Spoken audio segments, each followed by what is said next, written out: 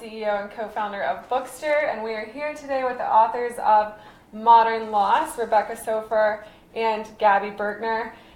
You guys, congrats. Your pub day was yesterday. Thank you. Yes, she's a newborn. Yes, she is a newborn.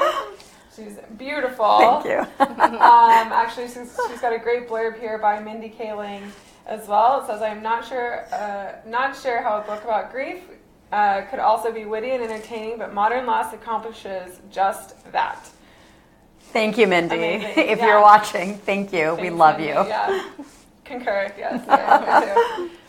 Yeah, so you guys have been, all around, and I want to make sure to tell our viewers to ask you questions because I am taking the questions live here and giving them to the authors to get you an answer. So if you have a question on the book or if you have a question on loss and grief, now is the time to ask because we have two experts here to talk a little bit about it. All right. Rebecca, Gabby, can you guys tell me a little bit for our audience who's not familiar with you, kind of who you are and how this came about? Well, I'm Rebecca, and this came about because of a personal need. It is safe to say that there is really probably very little chance that either Gabby or I would have written or participated in a project that stemmed from loss unless we had personal loss ourselves. About 10 years ago, my mom was killed in a car accident, and I, as you can imagine, it was a terrible loss for me. She was my best friend. I was only 30 years old. I was single and living in New York and just was focused on building my entire life up. And then all of a sudden I'd lost the most important person on earth to me. And it was a terrible loss. There are no adjectives that can properly illustrate what it felt like to lose the center of my world.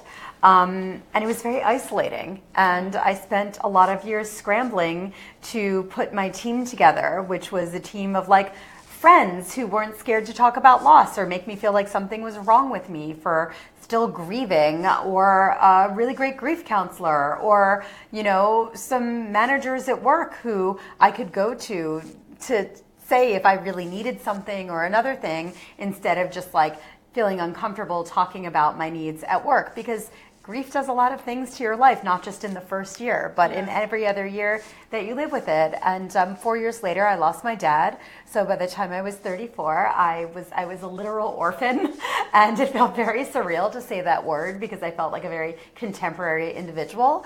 And out of that, stemmed this really great need for me, at least, to talk about loss in a very open way, in a very entertaining way, in a sense that made me feel very comfortable and normal, not in a clinical way or a patronizing way or one that was full of platitudes.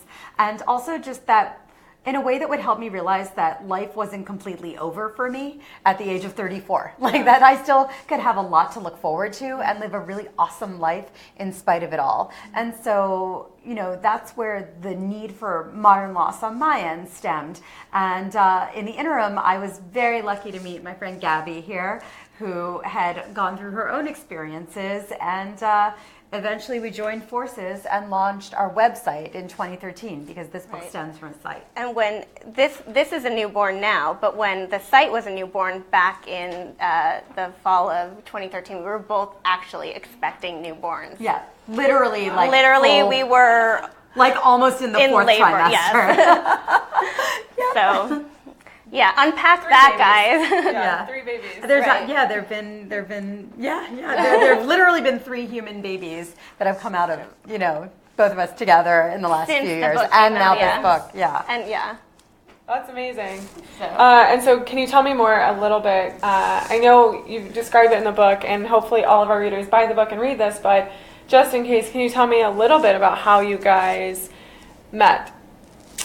We met when a mutual friend decided to host a very informal dinner party that was 5 women who had all lost parents at a relatively young age. And we knew the person who was hosting the dinner party and bought a pan of ZD and some, $2 Chuck red wine. And we just sat around not knowing each other, just knowing this one person. And we sort of were quietly blinking around the room, like, what is this really about? We had actually been, a lot of us had been to support groups. Some of us, and I include myself among them, had found it helpful, and some of them sort of hadn't found their tribe in a support group setting. And slowly, our stories came out of us unfiltered. Wow. And my story is that my father and stepmother, when I was 24 years old, were murdered in a home invasion. And, you know, all of a sudden it's like, welcome to adulthood. I was 2 years out of college. I was in the newsroom where I worked in Connecticut. I was an obituary writer because you literally can't make this stuff up. And I got the news that would forever change my life. And a couple years on, I was lucky enough to meet Rebecca at this dinner party. And, you know, we became fast friends and then close friends. And together, having worked in media for a combined probably 2 decades, we saw this white space, and Rebecca saw this white space in the digital universe, and we decided to join forces and do something about it to fill that space where, to create a platform where people can talk openly and candidly about grief. And as important, we didn't want it to be something that was like our therapy project. Yeah. You know, we didn't want this to be the Rebecca and Gabby blog about like, this is our grief. You know, it's really not about that. I was working at the time for the Colbert Report. I was working in political satire. I really enjoy laughing. I really enjoy current events. Gabby is this amazing journalist and editor, and so we just decided that this was something we could do really well professionally, as from a publisher standpoint, an editorial, a content standpoint, a marketing standpoint, but also something where like we were part of the audience, so we knew what kind of content needed to be out there because we didn't have that content when we needed it the most. And there's this old commercial, which I don't know how many of you guys would remember this, but it's called the Hair Club for Men, and it was from forever ago. And the president, who was like kind of balding, he would say, I'm not just the president of the Hair Club for Men, I'm also a member. So that's kind of what we considered we were doing. We're not just, you know, leading this, but we're also members And of the laughing club. about it. Yeah, well, not only that, but you've gotten a ton of other people to start talking about their grief stories, and you've put those in here, which, so this is really kind of a collection of really great stories from very, very incredible authors. Some of them are very well known as well. We have a ton of questions coming in, so we're going to get to those in just a second, but I want you guys to keep putting in your questions because we are going to get to those. And if you haven't asked a question yet, go ahead and ask one now. But back to what I was saying, you have, you know, there's that famous book, When Breath Becomes Air. You have, you have Lucy Kalanithi. Yeah. No one knows how to pronounce her last name. Not one person, not even Lucy. And I've seen her TED Talk actually, which just blows me away. She's an amazing. She's an astounding individual. Yeah. She's one of the best human beings I've ever known, and we were so lucky because When Breath Becomes Air is obviously this huge hit, an unlikely one, you know, written by this 38-year-old neurosurgeon who was dying, and he wrote this memoir, and so you're reading his beautiful story, and then you're left with the epilogue, which she wrote because he couldn't finish it, and so you're like, well, what happened to Lucy? And so we asked Lucy to write a piece for this book. And we know a little sliver of what happened to Lucy after Paul died. And that's just the whole point of Modern Loss, is that it's not really a book about death. Of course, it wouldn't exist if death didn't exist, but neither would so many things in life. It's about loss. It's about what the experience is for the person left behind. And that isn't always a really depressing, sad experience. Yeah, and also, I mean, that story in itself is just gorgeous and will bring you to tears, but happy tears. But I just heard news about her recently where she, her husband's book led her to her partner now, or something crazy like that, who was also writing a book. His wife had written a memoir as she was dying.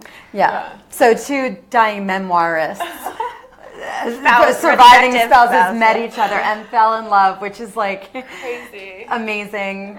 Mazel tov. Very happy for her. But yeah, you guys have done a fantastic job. What was the what was the challenge of rounding up all of these stories, and how did you manage to do it so well? I mean, we had the benefit of having worked on the website for, when we started the book, about 3 years. And so we saw different topics bubbling to the surface. So we had a sense early on in the process of working on the book that we didn't necessarily want it to be chronological or organized by how the person died or who the person who the writer lost. We thought it would be, because grief isn't something linear, we thought it would be good to do it by topic. And so we saw these different topics bubbling up over the years on the website, where we have hundreds of just really incredible, poignant, funny, diverse narratives about living with loss. And so some of the topics that we saw bubble up were secrets, triggers, collateral damage, so what happens after, like the unexpected, right? After like you loss. think it just ends with the funeral and the joke is on you, because it doesn't. You're still going to have to deal with crap in life. Yeah. Right. Absence plus time, which is like how you learn to coexist with your grief and how your grief changes shape over time. So we look through. We have certainly a network of writers. We put out calls to writers we know and people we know who just had compelling stories. So in this book, you'll see names you definitely recognize, from professional athletes to comedians, novelists whose work you've read for sure. But you'll also see a lot of fresh voices, people who are non-writers who just had compelling stories and were able to tell them really well. So it was a lot of just outreach to people we know, people we knew who knew people, and that's really how it started. People who we didn't know, like people who had never heard of us, but who we never heard their story. We just had heard that they had a loss, like Amanda Palmer. I mean, I wish I were like besties with her. She's a literal rock star. Yeah. I didn't know her, and we just read this amazing blog post that she wrote about losing her best friend, Anthony, and we're like, oh my God, Amanda Palmer, she's incredible. Like, let's reach out to her. And we wrote a blog post about her that she glommed onto and shared with her 1 million followers. Right. And so we're like, okay, she knows who Modern Loss is. Let's invite her to contribute to the book, thinking, well, the worst she could say is no. And all of a sudden she said, of course. And so we just kind of figured, what's the worst people can say? Yeah, the worst people can say is no. And some did. But most, we were really, really gratified by how many people were really just wanted to be part of this. As one of our contributors in the book called it, a support group in book form. Yeah. Awesome. I love it. I love it so much. We're so glad. Yes. Because it's the first time, this is the first week we're seeing people outside of us holding on to copies of it. One thing to mention is it's not just a book of essays where Rebecca and I tell our stories and where our contributors tell our stories. It also has cartoons and illustrations in color that are really beautifully done. Yeah. They're so funny. His name is Peter Arkle. He's terrific.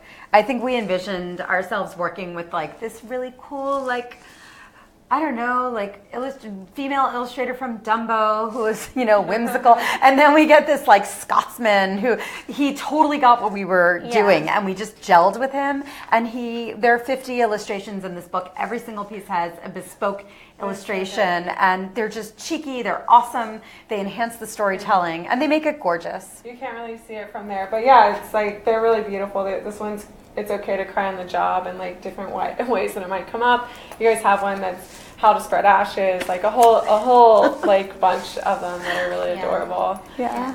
It really animates the book and gives you a sense of the vibe that we're going for. And it makes death colorful, or at least more colorful. Okay, so we have Tracy here. She asked, what inspired you guys to write this book? Well, a lot of the backstories that we were just talking about, for sure. Gabby's and mine own experiences, but the book, as Gabby was just saying, Tracy, that it's just a natural extension of the website. I think we always envisioned having a book. A book is something, the site is something so amazing because we have this bottomless pot of coffee of themes and angles and types of people.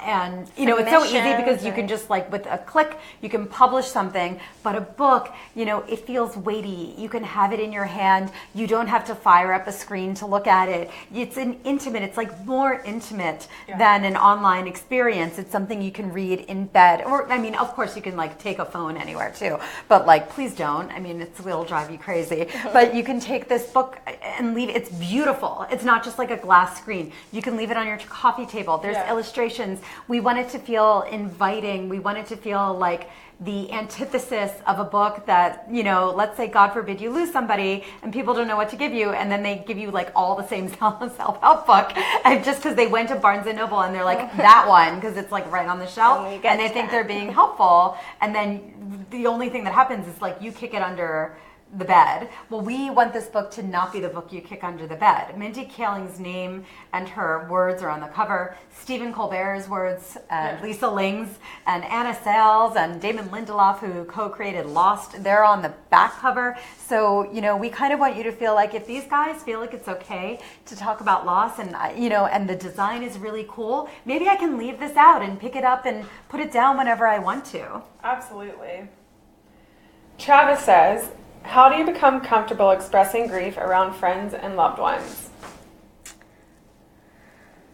I think it's really hard. And one thing I learned in the process of this is that, again, I was 24 when my dad and stepmother were killed, and most of my friends hadn't lost parents at that age, like let alone known anyone who had been murdered. And they didn't know what to do, and they really wanted to be there for me. And I felt like they should be intuiting all of my idiosyncratic needs at any given moment. But when I really learned to ask for what I needed, when I really learned to say, I need you to pick up Chinese food at this time and be here. I need you to come to my house with a stack of celebrity weeklies, or I need you to listen. I need you to be here on this date. I think it's sad that the onus has to be on the person who's really suffering, but in some respects, it does make your life easier when you are able to put your needs out there and let people who want to help show up for you. Mm-hmm. And you don't really know what you're going to need at any given time, and sometimes you're not going to know what you need at all.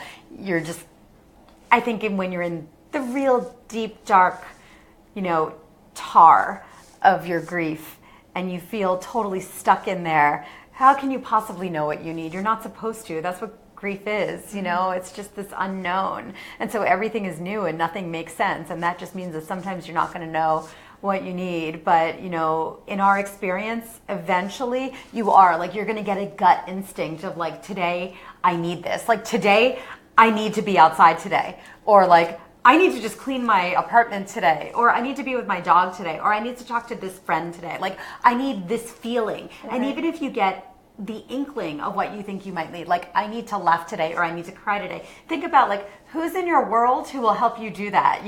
Is it X? Is it Y? There was just this great article about, we go to different people to fill the roles that we need in our lives.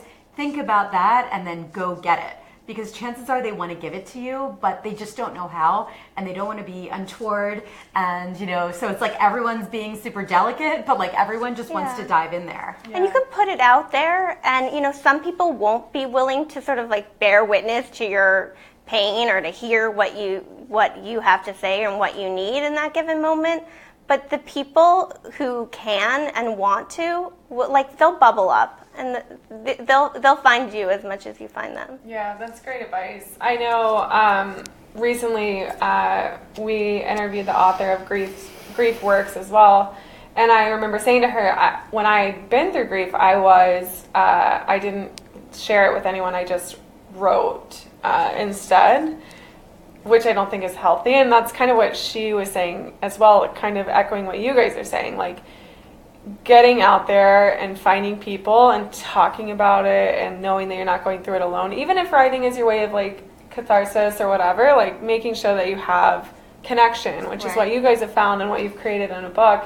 really helps. Like, Yeah, yes, I mean, and, like, people- right plus. Yeah. Like Barbara Streisand, they're like people who need people. I mean, it's very rare that you don't need people in your life. It's Yeah. rare.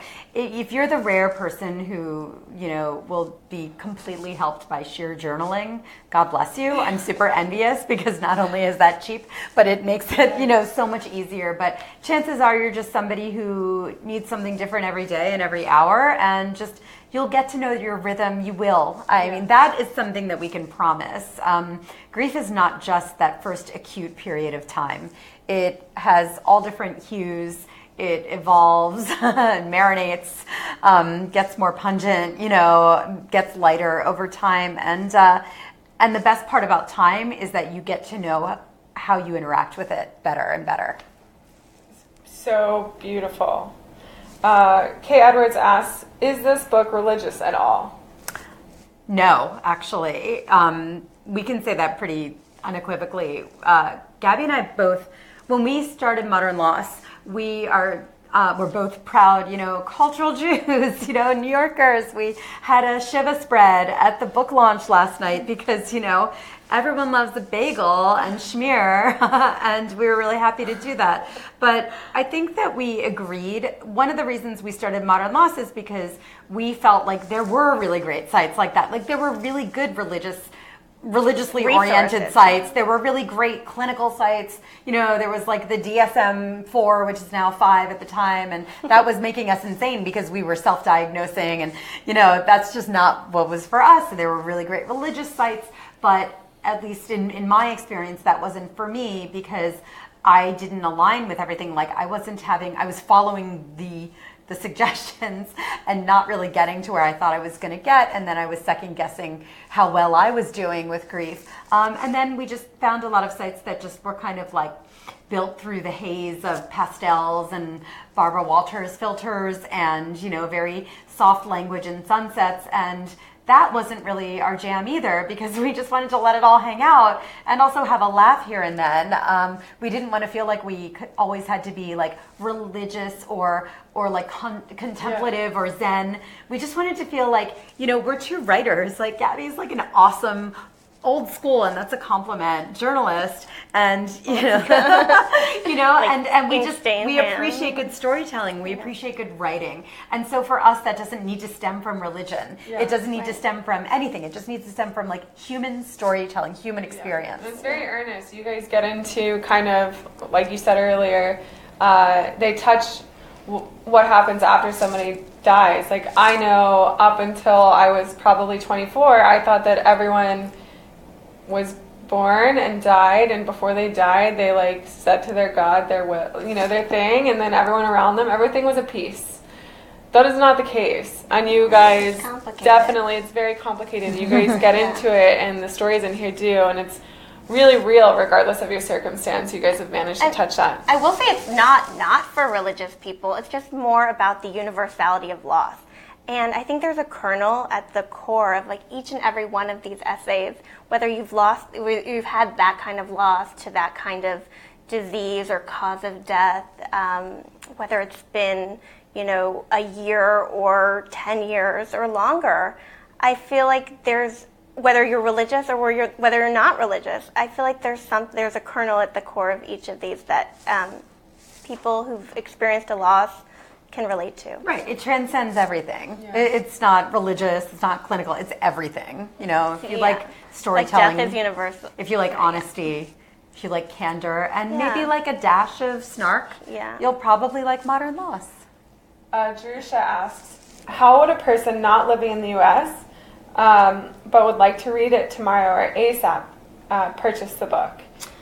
We have an Amazon link at the top of the comments, so that might help. Mm-hmm. Hopefully it's available where you are. Yeah, depending on where you're located, it's available on is it ebook? You could probably get it straight away. Yeah. I know for a fact at this moment it's not available in the UK, I think. And we're going to have some more information about, international rights forthcoming. But for now, in most of the world, you should be able to get it as an ebook right away and also order it on Amazon. And also, if you're going through something immediately, go to the website and you might find some resources there as well. Oh, yeah. We've got hundreds of thousands of words on the topic right now on the site on modernloss.com 24/7. Basically any permutation, or, I mean, I guess there's endless permutations, but we have a lot on the site. So Krista says, how would you go about politely introducing this book to a loved one you know definitely needs to read it? That's a really good question. Like, we've had so many people come up to us. We just gave a talk a couple months ago and someone said, I'm ordering 20 copies for every single member of my family because no one knows how the heck to talk to each other. And I'm just giving them the book and I'm not saying anything. And I think that's actually maybe a way to do it. I thought that's a really good way to do it. She's like, I'm literally ordering it for them. It's going to arrive. There's going to be no comment. And like, hopefully they'll pick it up and read it. And if they don't know how to communicate, so I'm not going to communicate. So why should I? So I actually thought that was a really good thing. I mean, I got a lot of books sent to me. I got a lot of edible arrangements sent to me. I got a lot of, casseroles sent to me. And I think that if your family or people close to you really do need to talk about their loss, and you can see that so clearly, there are so many different ways to go about it. And we can't give specifics because we don't know their personalities or the types of loss that they're dealing with. But, first, I think there's nothing wrong in just having it arrive at their doorstep with a note saying, I love you. This is for you. I thought about you. Take a look when you can, when you want to. And then, of course, you can always say, listen, I love you. I saw this book. I read it myself. Don't say I saw this. I thought it would help, because a lot of people like to solve problems. But you can say, I read this. This really resonated with me. I really liked it. I even laughed. I thought it was really great because it really helped me understand what it might be like in someone else's shoes. Just take a look. Who knows? And if not, throw it out. Just be very light about it. Don't be sanctimonious and pretend that you found the silver bullet, because this book is not. But we do think that it could help open up a conversation among a lot of people. P.S. There's no silver bullet. Yeah. Except for an actual silver bullet, which, Right. Candace says, hi, I'm curious to your thoughts on telling people that it was meant to be, or that he or she is in a better place. I do not ever say these things, especially in a loss of a child or a young person. I'm not comfortable saying, put it in the hands of God. Yeah, Good. you really, thank you. Thank you. Yeah, I mean, Thank you, I think that's really empathic of you.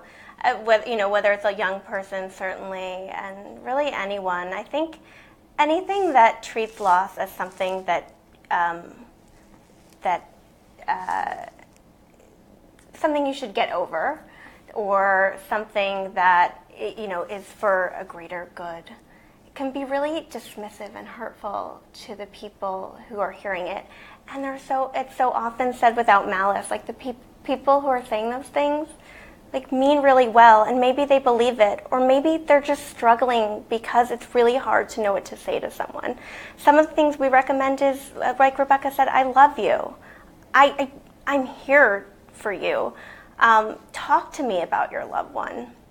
If you knew the person, maybe write down some of your cherished memories of that person and share them. I have a file folder, a legal folder that I have, and it's near my bed, and I read it about once a year. It was all the handwritten notes I got in 2004, and I probably wouldn't have gotten them if it weren't 2004, but I'm very pro giving them even in the age of Facebook. All the handwritten notes I got just about my dad, and I asked people if they said, well, what can I do? And in that moment, I was like, share your stories with me. And Rebecca has a great story about hearing from her mom's a dental hygienist or something. Yeah, so it's great. That's just a side of your parent that you didn't know. Sharing a story, it's so easy. It's yes, it's so easy and pithy to feel like you have the right thing to say, and saying they're with God and you're always in God's plan, or not everyone believes in God. Even if you do, even if someone believes in God, chances are if they're in the middle of it, they're not going to be very happy with God. And so why pretend there's a reason for everything. I don't think someone who loses a child wants to hear that, or loses a parent. You know, my mom was killed in a car accident, and my own Nana, my dad's mom, she said, and she was much older, so it was like her generation, you know, like she was supposed to say stuff like that. And she said, you know, she's in a better place now. And I was like, really? Like, where is she? Because I'm 30. I really would like her here. Yeah. We were supposed to hang out next weekend. Yeah. What place could she possibly be in that's better than this? You know, don't act like you know what's going on. We actually have this awesome cartoon, and I don't know if we're allowed to say obscenities, so I won't. What? Yeah, okay.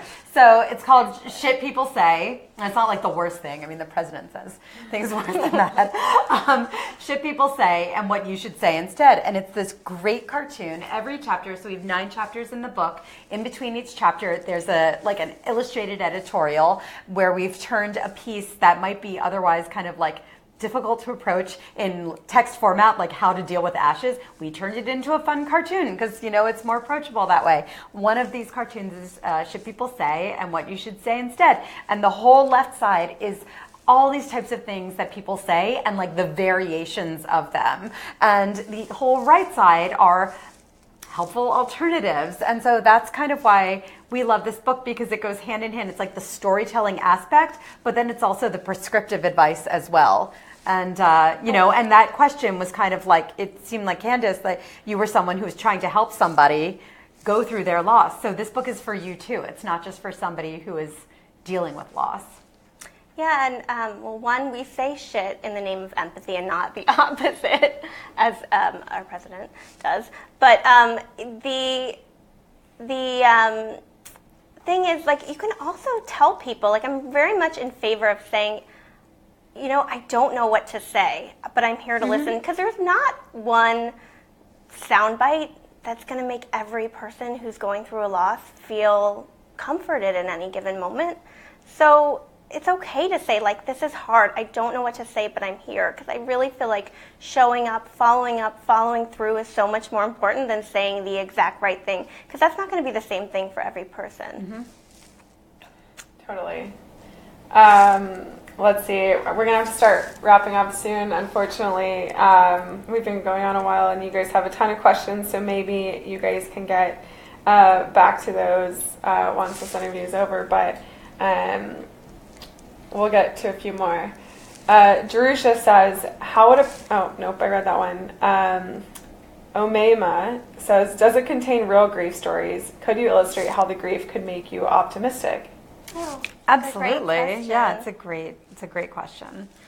Do you want to go ahead? Or I just like, we think the whole book is really veered towards optimism. That's the whole reason Modern Loss exists in the first place. Gabby and I weren't, 93 when we lost somebody. We were, in our 20s and 30 respectively. That's, the beginning of our lives, of our real lives, as it were. And we were trying to build up the lives that we had dreamt of building, and all of a sudden Gabby had murdered parents, and I had dead parents who had died in 2 different ways, and that was just not the way we saw life going.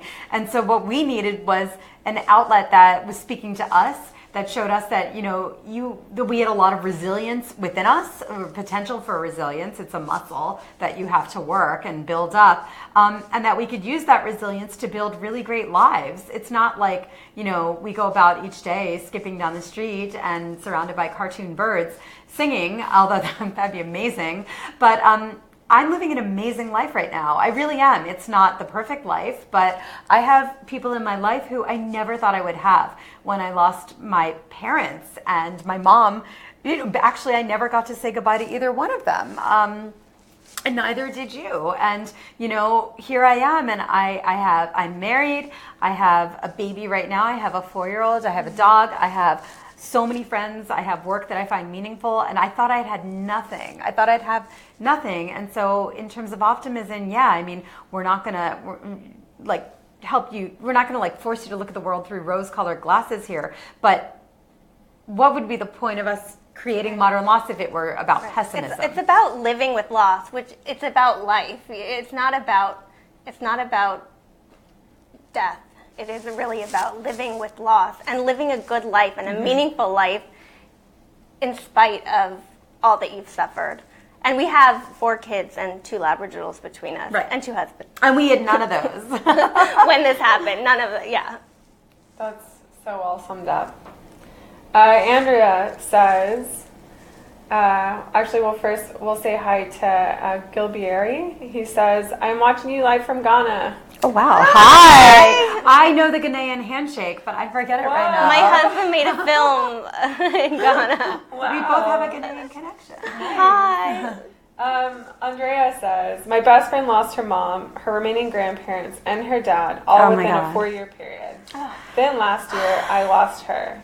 Oh, my God. My sister and I found her body. Oh, my God. Thank you for writing, compiling, and editing this book. Oh, I'm so We're sad to so hear that. sorry. That's terrible. yeah. That's the saddest.